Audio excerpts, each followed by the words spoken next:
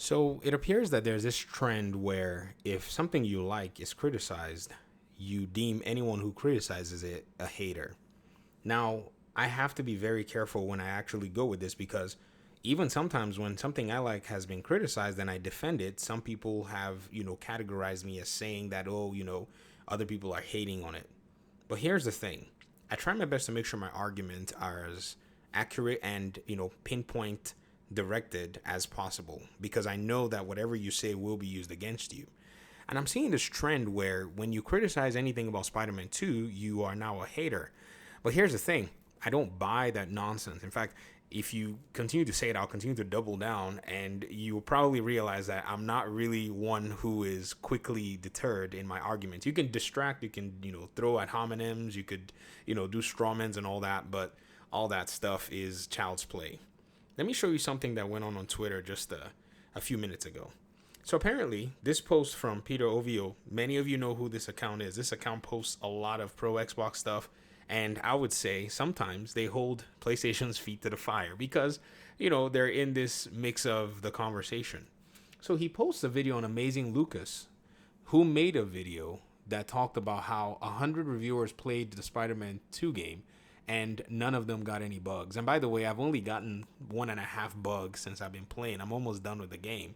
So my experience is actually a smooth, wonderful experience. In fact, you guys remember I made a video saying that the bug that I got was not a bug. And you guys beat me on the head and said, hey, it was a bug. Shut up. And I was like, okay, I'm sorry. So I've been having a fun time, by the way. But my biggest challenge is this, having to, reconcile that the reviewers did not say anything about it. This criticism is not targeted at the Spider-Man game. It's never been. The criticism has been targeted at the reviewers, the people who we are supposedly supposed to trust as to giving us their true opinions. And so under there, I said something somebody said they probably didn't mention it because the bugs never ruined the player experience. Every game has bugs, get over it. This attitude is something that you see when people like a game and the game is criticized about the shortcomings that the game has. I think what many people don't realize is if you actually like something and you like it enough to, maybe want to defend it, I strongly recommend that when you're actually defending it, you want to defend it and make sure that you still maintain as much objectivity as you possibly can.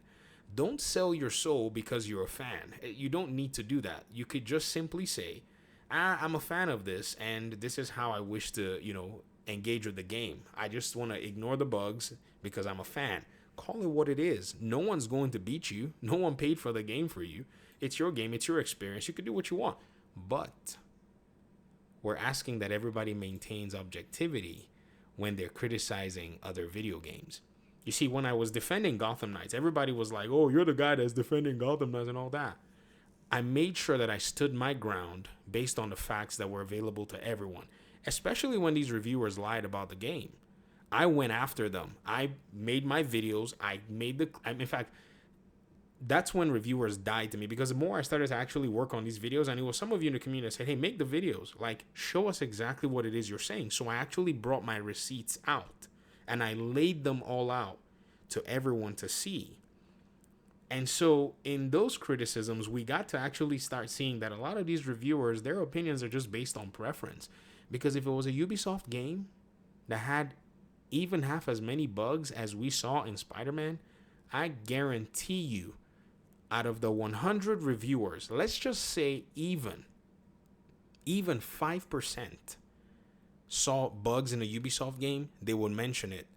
But for all of the reviewers, all 100 and something reviewers, and not a single one mentioned a single thing about bugs in the game, and somehow that is not really a big deal. And this person over here, I told him, I said they lied by omission. And he said, if they never said anything about the bugs, how did they lie? By not saying anything. That's what's called a lie by omission. If you don't say anything, it's a lie. And he said, right, so bugs that don't affect the player experience, hardly at all. Is it worth mentioning at all? How do we even know that the bugs affected or not affected their player experience if they didn't even mention it at all? And I said, isn't that the reviewer's job? Or what are they playing the game early for? They're giving their impressions of the game. The vast majority of them felt the bugs weren't impactful to the gameplay, so they didn't mention it. It really isn't that deep. Of course it is that deep. Do you know how many creative directors have left studios of games that were not satisfactory at launch? Does anybody ask the question, where's the creative director for the Star Wars game that just came out? Where's the creative director for the Gotham Knights game that just came out? Do you know where they are? Because their games and the bugs in their games got pointed out. Even though some may have had a different experience, like myself, who's been playing Spider-Man and barely had any bugs. I've been enjoying myself. Like, I kid you not, knock on wood, not a single bug. Well, I take that back. Not a single bug since the last bug that I experienced, which was, one that a lot of people experienced as well. But it's quite minimal. Didn't affect my experience, but it's still one that's there. And then we've seen the catalog of a lot of different bugs out there. It's worth mentioning. There's nothing, it doesn't affect how many people are going to enjoy the game. We just require that people be objective and maintain the same energy. I saw a lot of people, in my last few videos when I said, and this person finally came on just to say, just say you're a whiny PlayStation hater and move on, bro. And I told him to not embrace the hive mind. I'm enjoying the Spider-Man game. And I just said, you have to not be beholden to a box so much that you don't necessarily know how to think for yourself anymore. I think in today's world, maybe we need to go back and start to teach people how to critically analyze a situation properly. Because for the most part, everyone wants to pretend like they're simple-minded. That's not the case. They're not simple-minded. They're actually intelligent people, but they want to feign, in one situation that favors them versus another situation that, does not favor them.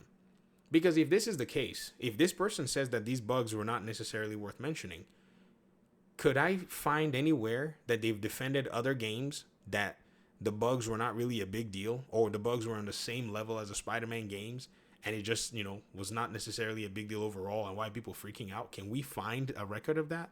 We can't. We can't. So the truth and the reality of the matter is this. You like a game, you like a game. No one's trying to take your game away from you. But here's the thing. There are ramifications to all of this. Ramifications including the fact that a lot of these reviewers did not say anything about this particular bugs. And so people who maybe could have been responsible for them, in a sense, have gone scot-free. Whereas in some other cases, they said something and were not objective. And there are people who have been affected. So the scales are unbalanced. And that is what people are pointing out. If you actually look at the crux of the argument, like if we narrow it down, if we water it down, the crux of the argument as it stemmed from the GameRanks article is that Marvel Spider-Man 2 has received universal acclaim, but it's a game that its shortcomings in terms of its performance and technical issues were not mentioned at all. Yet other games that possibly could have received maybe even critical acclaim more than likely did not receive critical acclaim because of their bugs and because of some technical issues that they may have had. So this is where the problem is.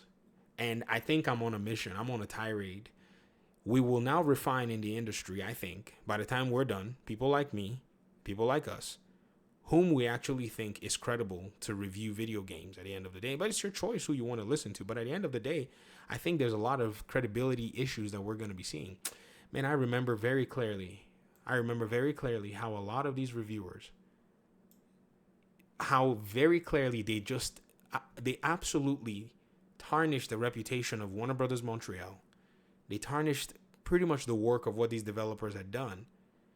And to be very honest, just because of the empathy that I have for the work that developers put, it almost became somewhat personal. But I had to say, the developers are fine. They got paid for the most part. They're okay. But I got to see their work get pooped on. And to come back and see some other people say, bugs are not really a big deal. And when you call them out, you're a hater. All I want to do is just double down and just make sure that we hold everybody accountable. I'm going to be taking records. Because guess what's going to happen?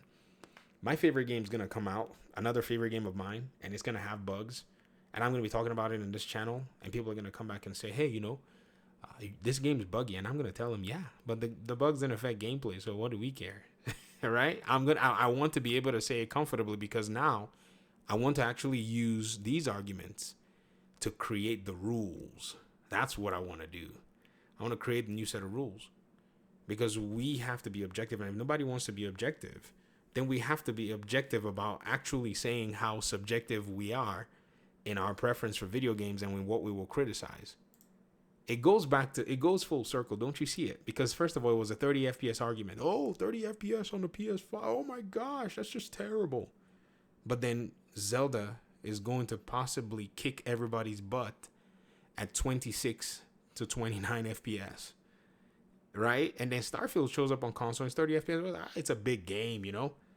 I mean, I like Starfield, but still though, right? I started to see the subjectivity. But when Gotham Knight showed up at 30 FPS, everyone was like, oh, I'm not going to touch it because it's 30 FPS. Is that right? Okay. So that's pretty much my video.